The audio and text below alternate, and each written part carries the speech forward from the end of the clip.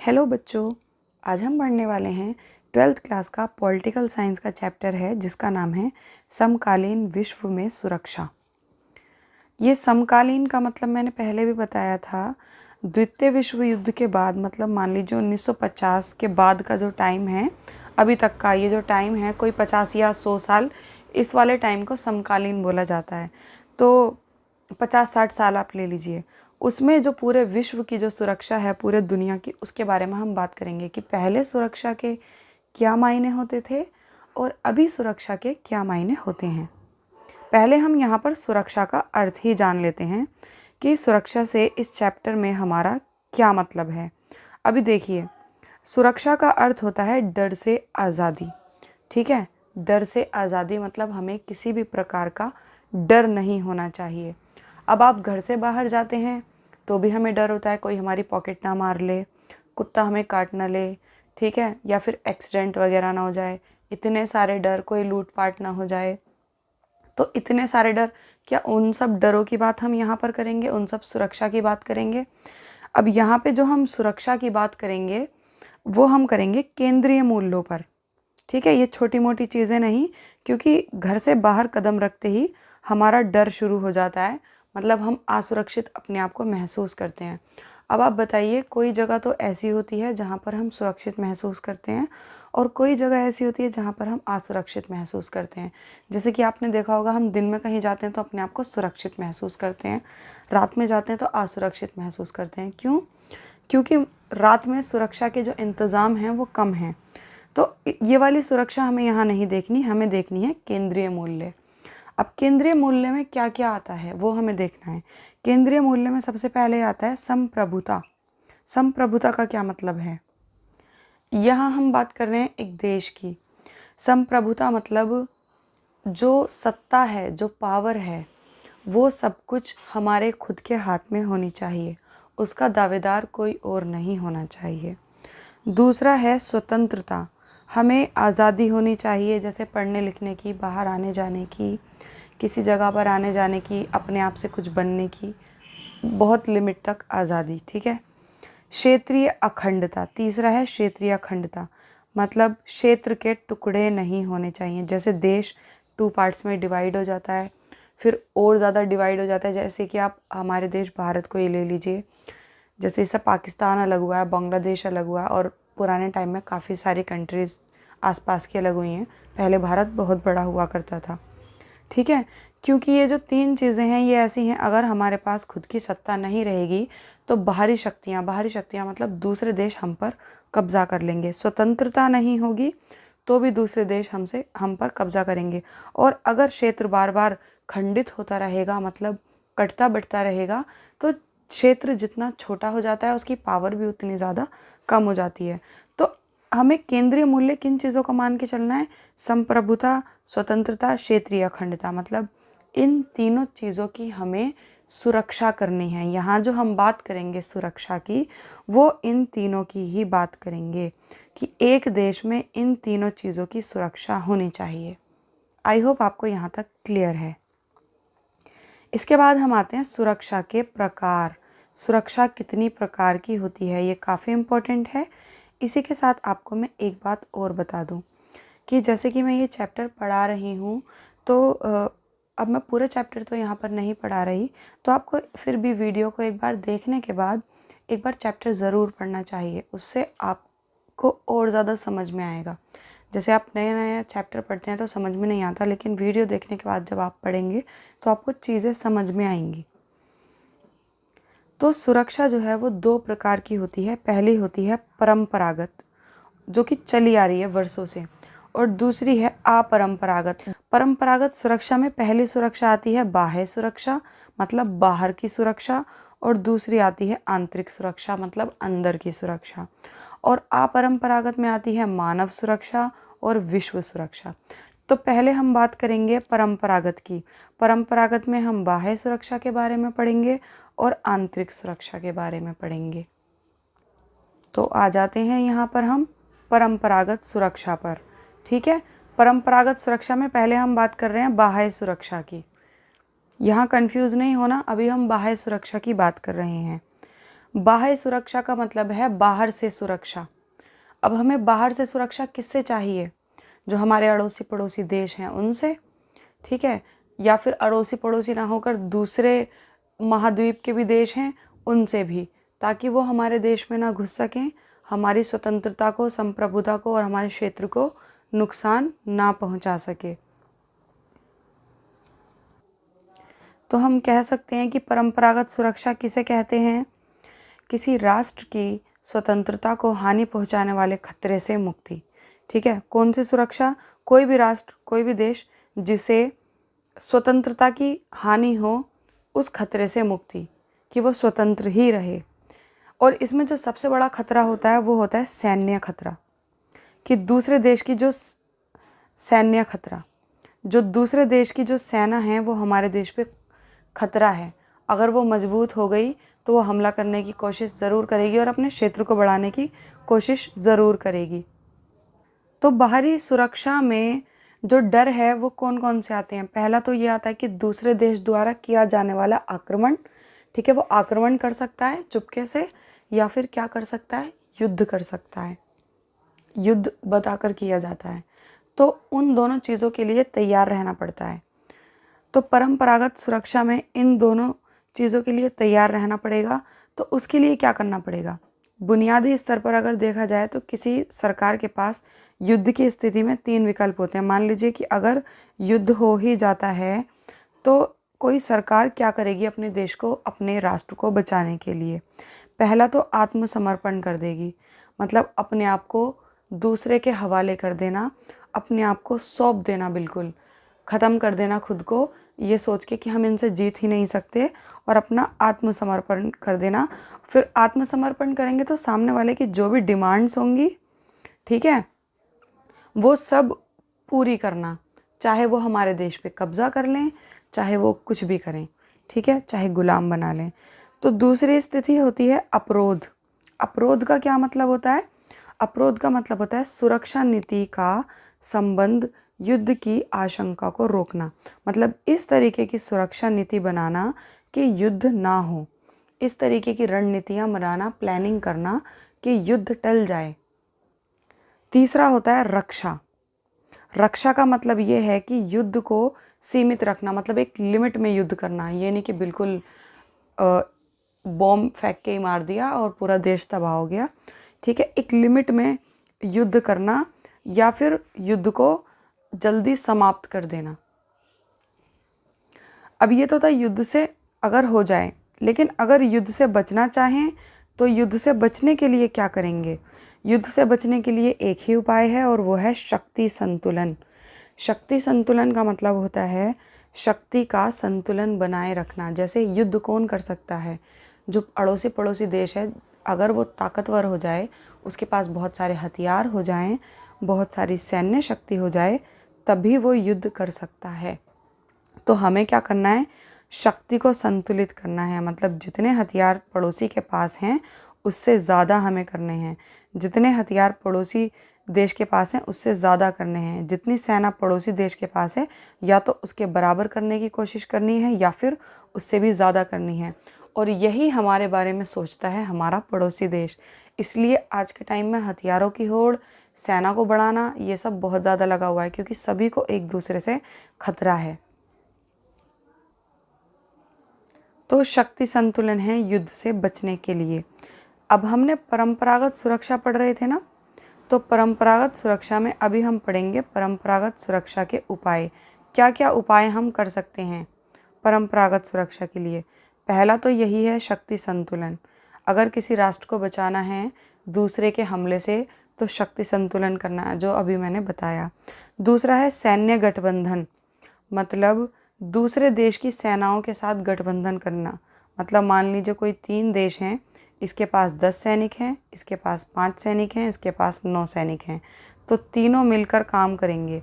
ठीक है, तीनों दोस्त बन जाएंगे और फिर किसी चौथे के खिलाफ आक्रमण करेंगे। मतलब कोई भी इन पे अगर हमला करेगा, हमला चाहे इस पे हो तब भी तीनों बोलेंगे, इस पर हो तब भी तीनों बोलेंगे, किसी पर भी हो। तो उसे बोलते हैं सैन्य गठबंधन, मतलब सेना का गठबंधन कर लेना। ठीक है, तो इस तरीके से शक्ति को बढ़ाया जा सकता है। दूसरा निशस्त्रीकरण। निशस्त्रीकरण मतलब इस तरीके के कानून बनाना कि कोई भी शस्त्र नहीं रखेगा।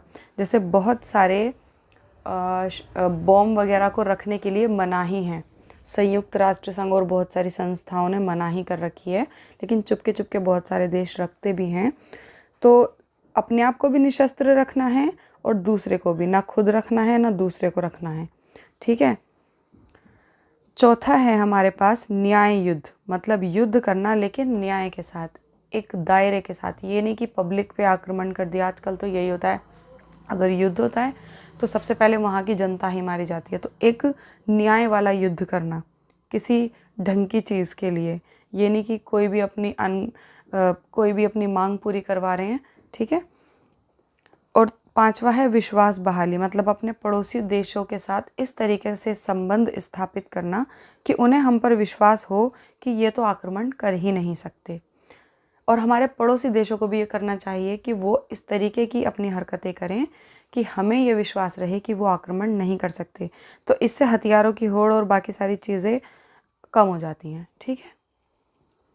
इसके बाद हम आते हैं परंपरागत सुरक्षा, आंतरिक सुरक्षा। अभी तक जो हम पढ़ रहे थे वो थी बाहरी सुरक्षा, अभी हम परंपरागत पर ही चल रहे हैं, और परंपरागत का ही टॉपिक सबसे ज़्यादा लंबा है, ठीक है। अपरंपरागत थोड़ी सी 5 मिनट का ही टॉपिक है सिर्फ।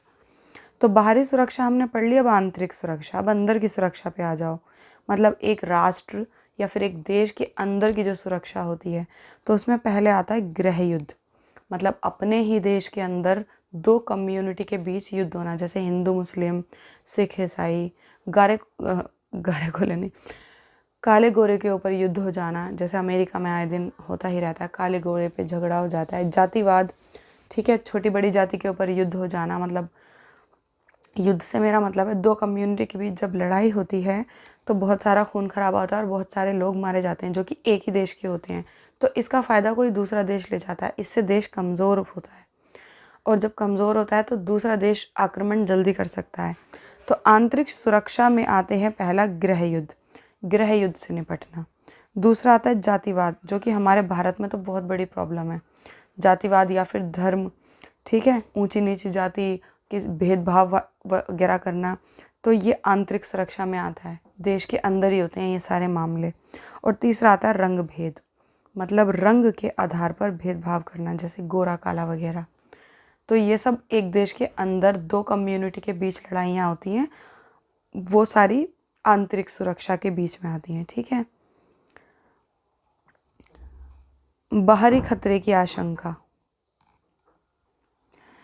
और ये गृह युद्ध, जातिवाद और रंग भेद, ये सब होता कब है? ये होता है जब किसी देश की शासन व्यवस्था जो होती है वो बहुत ही ज़्यादा कमज़ोर हो, तो वहाँ गृह युद्ध होता है, आंतरिक कलह उत्पन्न होती है, पड़ोसी देश इसका लाभ उठाते हैं और क्या करते हैं, आक्रमण कर देते हैं। अगर हम देखें द्वितीय विश्व युद्ध के बाद आंतरिक सुरक्षा का महत्व काफ़ी कम हो गया है और बाहरी खतरे की आशंका बढ़ गई है। मतलब ये जातिवाद, गृह युद्ध, रंग भेद, इन पर कोई सरकार ज़्यादा ध्यान दे ही नहीं रही, बस दूसरे देशों से ही बचाने में लगी है, क्योंकि बाहरी खतरा ज़्यादा हो गया है कि दूसरा देश हमला ना कर दे, और इसके बीच वो अपने आंतरिक चीज़ों पे ध्यान नहीं दे पा रही, जिससे कि देश कमज़ोर हो रहे हैं। इसके बाद नेक्स्ट टॉपिक आता है बाहरी खतरे की आशंका। मतलब बाहरी खतरे की आशंका किस तरीके से, वो हम एग्जाम्पल से समझेंगे। अमेरिका व सोवियत संघ को अपने ऊपर एक दूसरे से सैन्य हमले का डर था। अमेरिका को सोवियत संघ से था और सोवियत संघ को अमेरिका से, तो दोनों ही अपनी सेना बढ़ाने लग रहे थे। क्यों? एक दूसरे के डर से। जैसे कि यूरोपीय देशों को अपने उपनिवेश में, मतलब जब वो अपने औपनिवेशिक काल में थे, जैसे जब अंग्रेज़ों ने हम पे राज किया था तो वो हमारा औपनिवेशिक काल था, वैसे ही उन पे ही कोई और राज कर रहा होगा तो वो उनका औपनिवेशिक काल है। तो औपनिवेशिक काल में जनता से युद्ध की चिंता सता रही थी कि यहाँ की जनता बगावत ना कर दे और औपनिवेशिक लोगों को भगा ना दे। ये लोग आज़ादी चाहते थे, जैसे कि हम चाहते थे। जैसे फ्रांस को वियतनाम व ब्रिटेन को केन्या से जूझना पड़ा। तो ये होते हैं बाहरी खतरे। इसके बाद हम आते हैं एशिया और अफ्रीका के नव स्वतंत्र देशों के सम्मुख सुरक्षा की चुनौतियाँ।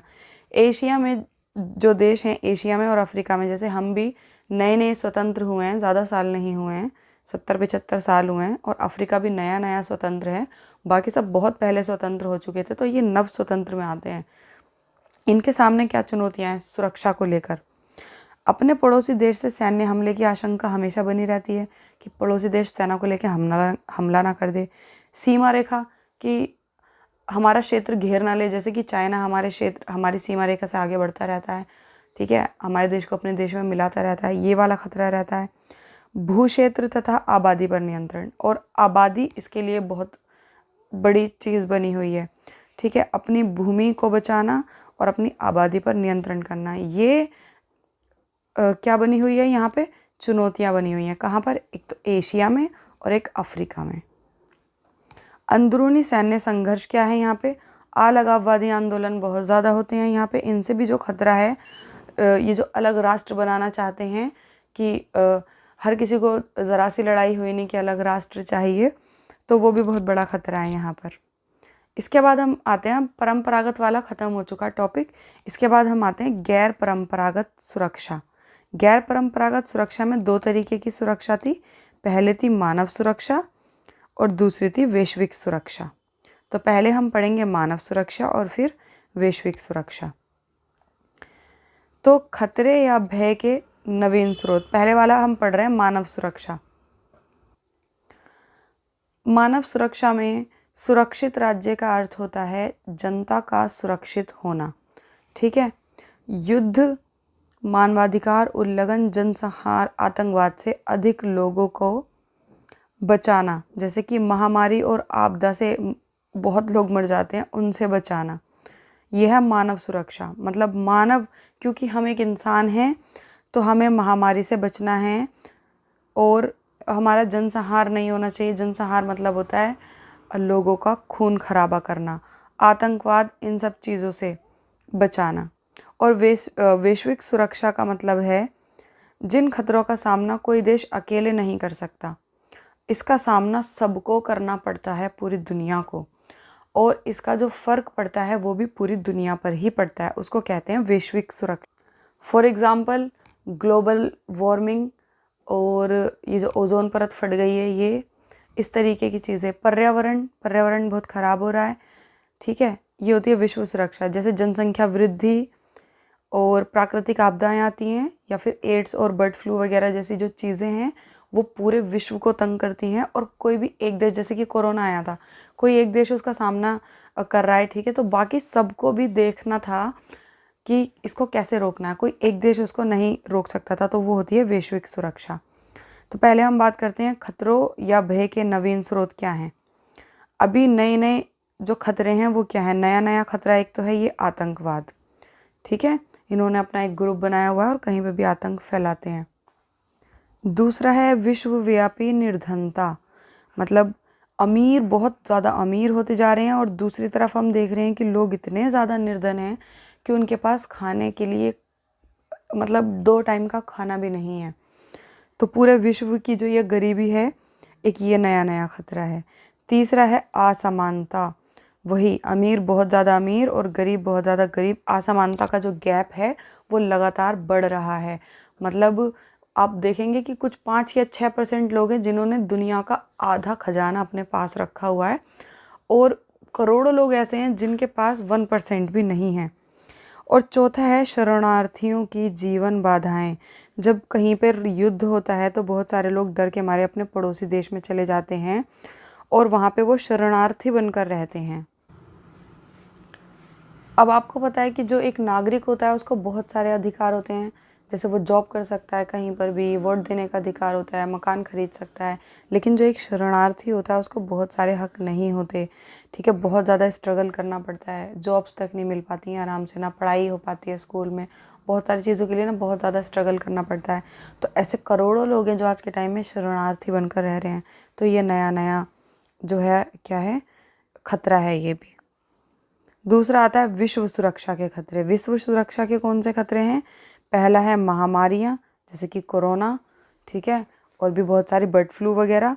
दूसरा है पर्यावरण, और पर्यावरण में सारे ही आ जाते हैं, वाटर पॉल्यूशन, एयर पॉल्यूशन, ठीक है, दुनिया भर में बस जिधर देखो पॉल्यूशन ही पॉल्यूशन। और तीसरा है प्राकृतिक मतलब पेड़ पौधे ख़त्म हो रहे हैं और पर्यावरण बेकार हो रहा है, ठीक है, पहाड़ अपनी जगह से खिसक रहे हैं, आपदाएं आ रही हैं, ये सारी चीज़ें। और प्राकृतिक बैलेंस में नहीं है इस टाइम, बहुत सारी प्रजातियां लुप्त हो रही हैं। चौथा है वैश्विक ताप वृद्धि, पूरे विश्व का, पूरी दुनिया का जो ताप है वो काफ़ी हाई हो रहा है, ठीक है, हर बार बढ़ रहा है, तो ये भी बहुत बड़ा विषय है। पांचवा है जनसंख्या, जनसंख्या लगातार बढ़ रही है, इस पर कंट्रोल करना बहुत ज़रूरी है। और छठा है एड्स, जिसका अभी तक इलाज नहीं निकला, और बर्ड फ्लू जो कि बड़ी तेज़ी से फैलता है, ठीक है। तो ये सारे क्या हैं, वैश्विक मुद्दे हैं। अब हम थोड़ा सा मानव अधिकार पे बात कर लेते हैं कि मानव अधिकार क्या होता है। मानव अधिकार होता है जो एक मानव होने के नाते दिए जाते हैं, जैसे कि राजनीतिक अधिकार, जैसे अभिव्यक्ति व सभा करने की आज़ादी, ठीक है। आर्थिक और सामाजिक अधिकार दिए जाते हैं बहुत सारे हमें, जीने का अधिकार, कोई हमारा जीवन नहीं ले सकता, मतलब कोई मार पिटाई नहीं कर सकता, कोई बेइज्जती नहीं कर सकता, क्योंकि हम एक इंसान हैं, मानव हैं, ठीक है। हमें बोलने का अधिकार है, हमें आज़ादी है आने जाने की, अपनी इज्जत करने की, ऐसे जितने भी और जाति के हिसाब से कोई हमें देखा जाए तो जितने भी अधिकार होते हैं ना, वो सारे के सारे अधिकार मानव अधिकार से ही निकल कर आते हैं। इसके बाद हम बात करते हैं भारत की सुरक्षा रणनीतियों की, कि भारत की कौन कौन सी सुरक्षा रणनीतियाँ हैं। पहला है अपनी सैन्य क्षमता बढ़ाना, ठीक है, सैनिकों को बढ़ाना। दूसरा है अंतर्राष्ट्रीय संस्थानों की मजबूती में सहयोग। अंतर्राष्ट्रीय संस्थान जैसे कि यूएनओ, संयुक्त राष्ट्र संघ, और ऐसे बहुत सारे अंतर्राष्ट्रीय संस्थान होती हैं जिसमें भारत भाग लेता है। उसमें क्या होता है, सारे देश दोस्त बन जाते हैं और मिलकर काम करते हैं। आंतरिक सुरक्षा व्यवस्था बढ़ाना, क्योंकि हमारे देश में जातिवाद, धर्म को लेकर बहुत ज़्यादा मुद्दे हैं जिन पर लड़ाइयाँ हो जाती हैं, तो आंतरिक सुरक्षा को बढ़ाना। सामाजिक असमानता दूर करना, यहाँ पे सामाजिक मुद्दे भी बहुत ज़्यादा हैं, यहाँ जातिवाद, समाजवाद, ये भी बहुत ज़्यादा है। आर्थिक असमानता कम करना, अमीरी और गरीबी का लेवल भी काफ़ी ज़्यादा हाई है, यहाँ पे असमानता बहुत ज़्यादा है। किसी की तो 1 करोड़ पे मतलब तनख्वाह जा रही है और किसी को डेली के सिर्फ 10 रुपये मिल रहे हैं, तो ये बहुत ज़्यादा असमानता है। सहयोग मूलक सुरक्षा नीति और सैन्य गुटबंदी से अलग, मतलब हमारा देश दूसरे देशों के साथ सैन्य गुटबंदी नहीं करता, तो ये उसकी सुरक्षा नीति में शामिल है। इसी के साथ आपका ये चैप्टर कंप्लीट हो गया है। मिलते हैं नेक्स्ट वीडियो में। आपको कौन से चैप्टर की वीडियो देखनी है आप मुझे कमेंट बॉक्स में बता सकते हैं। बाय बच्चों।